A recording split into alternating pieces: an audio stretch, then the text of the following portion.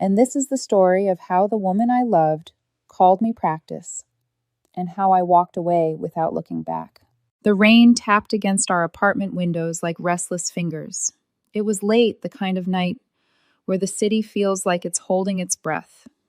I sat on the couch, staring at the flickering TV I'd muted hours ago, while Jess, my girlfriend of 3 years, twisted the promise ring around her finger. The same silver ring I'd given her on our 1-year anniversary. She used to call it her forever ring, but she never once moved it to her left hand. Daisy Jess's voice cracked the silence. "We need to talk." I muted the last ghost of sound from the television and turned to her. My voice came out flat, steadier than I felt. "Yeah," I said. "We do." Jess blinked surprise, like I had stolen her script. She leaned forward, eyes sharp, but her hands fidgeting with that ring. I already knew what was coming. My gut had known for weeks. "You know, don't you?" she accused, voice rising defensively before I'd said a word. "Know what I asked quietly? That I've been seeing someone." The words landed like dull knives. Not sharp, not sudden, just inevitable. "Which part should I know?" "Jess," I asked, keeping my tone calm, almost detached. Her face flushed, her composure cracking. "God, you always do this. You watch people like some creepy lie detector. It's exhausting." I tilted my head. "You used to like that about me. Remember?" My eyes flicked to her hands. "You only twist your ring when you're lying. And you changed your nail polish right before your last girls' night. The one where Tasha texted me asking why you bailed on them." Silence. Heavy. Then Jess exhaled like the truth had been dragged out of her ribs. "Fine," she hissed. "Yes. There's someone else. His name's Jason." She gestured vaguely between us. "But it's not just that, Daisy. This," she waved at our home, "our life me was never supposed to be forever. You were safe. Practice. For when I found my real soulmate."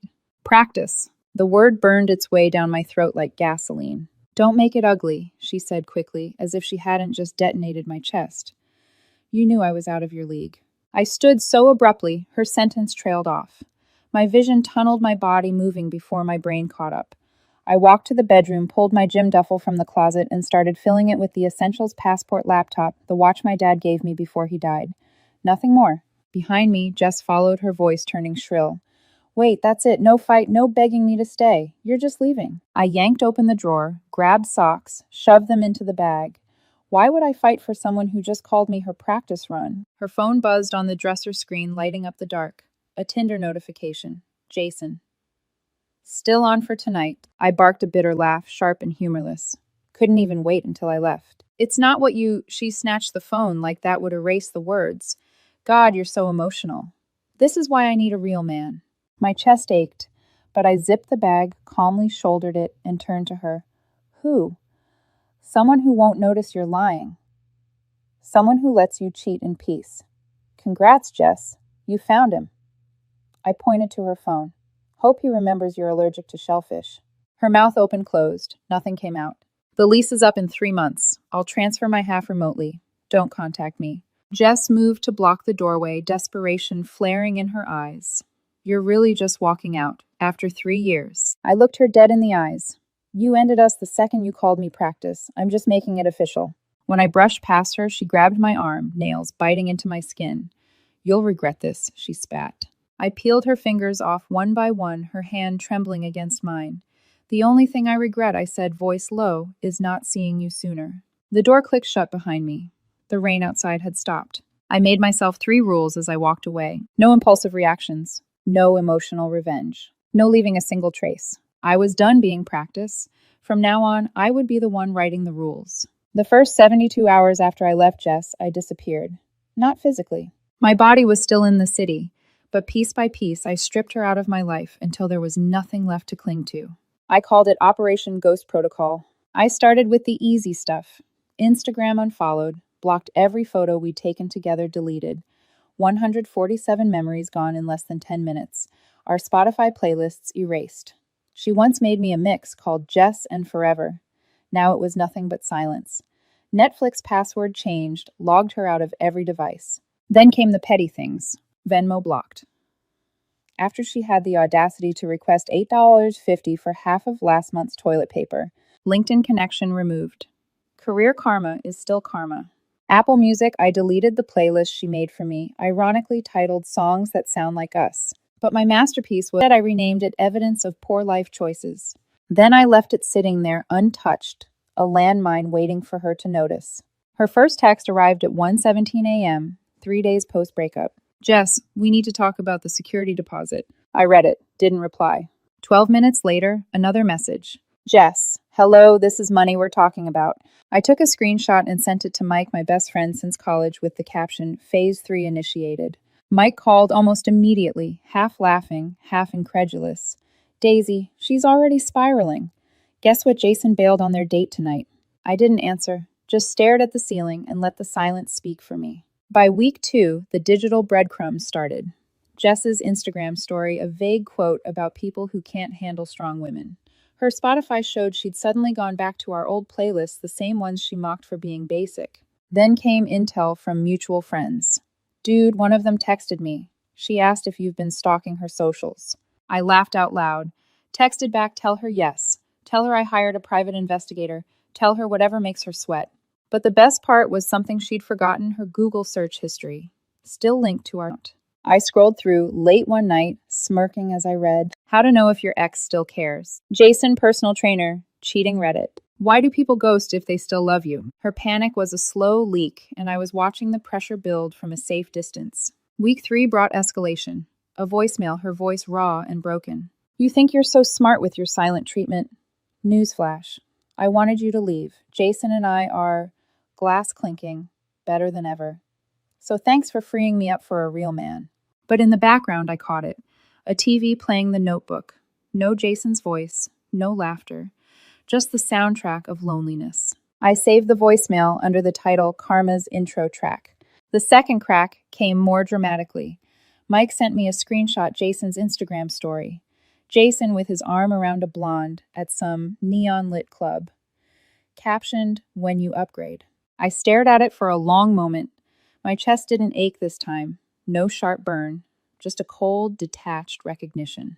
Then I went back to rigging my fishing line. The dawn in Tamarindo was glassy, the ocean still as a mirror. I'd been there for 2 weeks learning to cast from an old fisherman who didn't speak English. We didn't need words.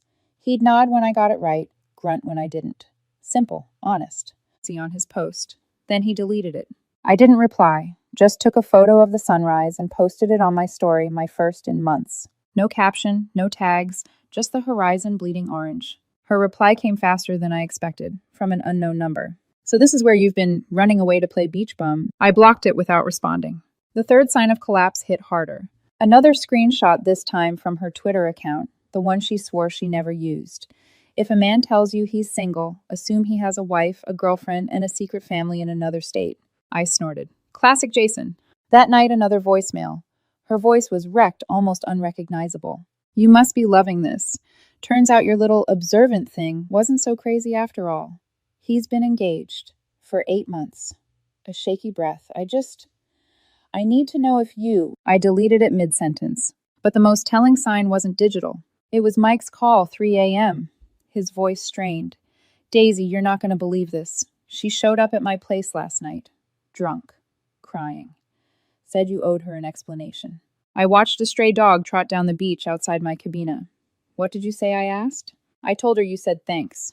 Thanks. Yeah, her words, not mine. Thanks for proving my point. Then she puked in my hibachi grill. The dog stopped to lick at a coconut husk. The sea whispered steady and unbothered. I smiled to myself. She was unraveling, and I wasn't even there to watch. But the truth was, a part of me wondered if ghosting her completely was enough. Because Jess didn't just betray me. She tried to reduce me to a footnote, and I wasn't sure silence could ever balance that kind of debt.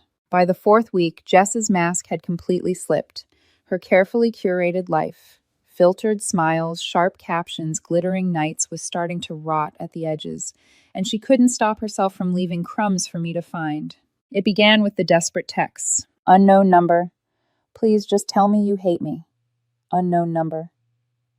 I can't sleep. At least say something. Unknown number, fine.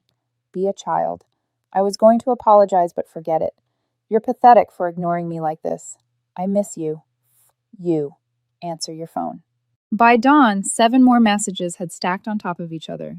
The final one chilled me most. Unknown number. I'm outside your apartment right now. Where the hell are you? I sipped my coffee in Costa Rica, watching pelicans dive bomb into the ocean. Then I snapped a photo of the empty hammock swaying between palm trees. Posted it. Her reply was immediate.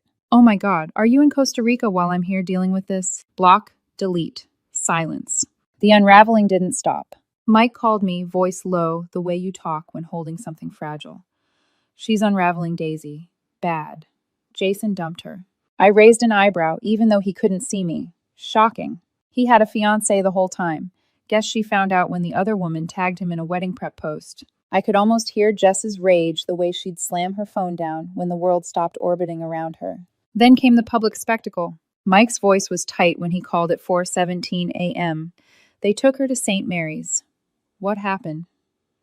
She crashed Jason's wedding reception, screamed at him for 20 minutes, then hurled a champagne flute at the mirror behind the bar. He paused. 7 stitches in her palm. Jason's pressing charges. I closed my eyes, saw her in my mind. Shoulders hunched the same way they had when she lost control with me. That violent tremor, like her body always knew, before she did, that something inside her was about to shatter. Is she alive? I asked. Unfortunately, Mike muttered. Days later, another voicemail arrived. Her voice was slurred, probably from painkillers. I know you know, and I know you're not coming, but I need you to know something. A pause, then a ragged inhale. That night when I said you were practice, her breath shook. I lied. You weren't practice. You were the real thing. I was just scared. The message cut off abruptly. I didn't replay it, didn't analyze the crack in her voice or the words she hadn't finished. I saved it, filed it away, like evidence. But the truth was, Jess wasn't haunting me. She was haunting herself. Every message, every drunken outburst, every failed attempt at rewriting the past, she wasn't chasing me. She was chasing the version of herself she'd destroyed. And I realized, for the first time since I left, I wasn't angry anymore. Just empty. Then fate twisted the knife. A wedding invitation arrived at my mailbox in Costa Rica. Thick cardstock, embossed lettering. Pretentious, the kind of thing Jess always mocked. But the names on it weren't hers. Jason Michael Carter and Tasha Renee Collins. I froze. Tasha, Jess's friend. Mike called right on cue. You're not going to believe this. Jess found out when Tasha tagged her in some bridesmaid dress-fitting post. I stared at the invitation. The RSVP deadline had passed 2 weeks ago. You going, Mike asked. I dropped the envelope straight into the trash. Nah, I said. I've got plans. 2 months later, the photo appeared on my feed. Jason in a tux, stiff smile. Tasha glowing in white. Bridesmaids lined up in pastel silk. At the far end of the line, Jess. Her smile-strained eyes dead bouquet, clutched so tight her knuckles turned white. The caption read, When Dreams Come True. I zoomed in one last time on Jess's clenched hand, then closed the app. That night, an unknown number lit up my screen. I should have picked you. I stared at it for a long moment. My fingers hovered over the keys, then typed, But you didn't. Send. For the first time in months, I slept peacefully. The first time I saw Jess again, it wasn't planned. It was raining the hard kind sideways, stinging needles on skin. I had come back to the city for one weekend only just long enough to empty out my storage unit before heading on to Bali. And then there she was, standing under the awning of our old coffee shop, the same place we had our first date. Her hair was darker now, cut shorter, as if she thought a new style could erase old sins. But what struck me most wasn't how different she looked. It was how small she seemed. I almost walked past her. Almost. Daisy Jess's voice broke through the rain. I kept moving. My boot splashed against the pavement. She lunged, fingers catching my arm. Seriously, after everything, you're just going to ignore me. I turned slowly, my gaze dropping to her hand on my jacket. One by one, I peeled her fingers off the same way I had the night I left. You're blocking the door. Her mouth opened, but no sound came out. I stepped around her, pushed through the door, and ordered a black coffee. The smell of roasted beans hit me like a punch of déjà vu. Behind me, I could feel her eyes burning holes into my back. You look good, she said finally. I didn't turn, just took my cup too hot to drink and replied, Fuck you. Her voice cracked. You don't get to just disappear and then come back like nothing happened. I exhaled slowly, let the steam rise from the coffee, then said, You're right, I don't. And then I walked out, leaving her still dripping beneath the awning. Later that night, I was at Mike's place, half a beer in hand, when he shook his head. She's losing it. Again. I scrolled absently through my phone, pretending not to care. New messages blinked on the screen. Unknown numbers. I knew who they were from before opening them. I know you saw me today. Jason dumped me. He's a liar. He's the real villain here. We need to talk. Block. Delete. Silence. Mike whistled low. Cold. I finished my beer, the taste bitter. Cold would have been telling her she was right. Right about what? I set the bottle down, grabbed my keys. That I was practice. Mike frowned, brows knitting together. What the hell does that mean? I gave him a thin smile. It means she thought I was temporary. And she was right, but not the way she wanted. I was just practice. For myself. For learning how to walk away. But Jess wasn't done. The messages escalated over the next weeks. I hate you. I miss you. I'm sorry. Answer me, please. Every text sounded like a different person. Anger, sorrow, bargaining, regret. She was cycling through every stage of grief, but she wasn't mourning me. She was mourning the version of herself that still believed she could always come back no matter how deep the wound she left. Then came the wedding crash. Mike called again, his voice tight. She showed up at Jason and Tasha's reception. Full-on meltdown. Screamed in front of everyone. Threw a champagne glass. It shattered behind the bar. Security had to drag her out. I closed my eyes. I could picture it too easily. Jess's shoulders shaking her hand, trembling right before the throw. That violent energy, like she wanted someone else to bleed so she wouldn't have to. She's pressing charges against him now, Mike added. And he's pressing charges against her. It's a mess. Sounds about right. You should call her Mike, said carefully. I shouldn't, I answered. And I won't. A week later, a voicemail came at 3:00 a.m. Her voice was shaky, wrecked. I know you'll never forgive me, but you were the only real thing I ever had. You were the love of my life, Daisy, and I destroyed it. For a long moment, I sat in silence, the phone against my ear, rain against the window again, just like the night it ended. Then I hit delete. I wasn't her closure, and she wasn't mine. We were just two ghosts haunting the wrong places. The airport bar was crowded, the kind of chaos where suitcases roll over shoes, and voices blur into static. I'd just come through security Bali boarding pass tucked into my passport. That's when I noticed him. He was leaning at the counter, half smile on his lips, a climbing magazine sticking out of his bag. His presence was calm, solid, like he wasn't trying to be seen, but you couldn't ignore him anyway. He glanced at my untouched glass and nodded. You waiting on someone? I shook my head. No, just deciding whether to drink or delete another voicemail. He chuckled. Not the mocking kind, the understanding kind. Sounds like you already made the decision if you're here alone. I studied him. Brown hair slightly messy, like he hadn't overthought it. Calloused hands wrapped around his drink. Eyes sharp, but not piercing. They looked steady. Daisy, I said finally, extending a hand. Brian, he replied. Grip firm, not desperate. We talked until the gate announcement crackled overhead. About travel. About the places we wanted to see. About nothing that required us to bleed. For the first time in months, maybe years, I realized I wasn't performing. I wasn't defending. I wasn't dissecting every word for hidden lies. It was just conversation.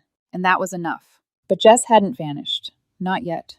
My old phone buzzed in my pocket, the one I'd shoved in a drawer but still carried for emergencies. I made the mistake of glancing at the screen. Unknown number. I heard you're happy now. Unknown number. Do you even care that I'm in pieces? I slid the phone face down on the counter. Brian noticed. Work, he asked. Wrong number, I said. It wasn't a lie, not anymore. On the flight, Brian and I ended up seated 2 rows apart. I pretended to sleep, but every so often my eyes drifted toward him, his steady breathing, the book open on his lap. And I wondered, maybe this was what peace looked like. Not fireworks, not chaos. Just safety that didn't feel like settling. Weeks passed, and Brian became more than an airport coincidence. Coffee turned into dinner. Dinner turned into long walks, where silence wasn't uncomfortable. His presence was the antidote to everything Jess had left behind. Her games, her ultimatums, her endless need to win. One night, while he cooked pasta in his tiny kitchen, my phone buzzed again. No hard feelings. You got the happy ending. I got the therapy bills. I stared at it for a long moment, then deleted it. Brian glanced over his shoulder, wooden spoon in hand. Everything okay? I forced a smile. Yeah, just wrong number again. He nodded, untroubled, and went back to stirring.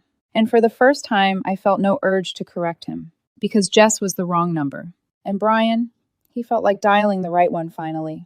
Years slipped by faster than I expected. Brian and I built something steady, something quiet, a rhythm of Sunday markets road trips with no destination, late-night conversations that didn't end in slammed doors. It wasn't dramatic, it wasn't fireworks, it was real. But ghosts don't care how far you've come. They find ways to slip back in. It started with an email. Subject, no hard feelings. The name in the sender line made my stomach twist. Jess. I hovered over the message, debating whether to open it. Curiosity won. I saw the photos. She's prettier than me. Funnier too, I bet. Funny how life works. You get the happy ending, and I get the therapy bills. Anyway, congratulations. Or whatever. No apology. No accountability. Just bitterness, dressed up as resignation. I showed Brian sliding the phone across the couch.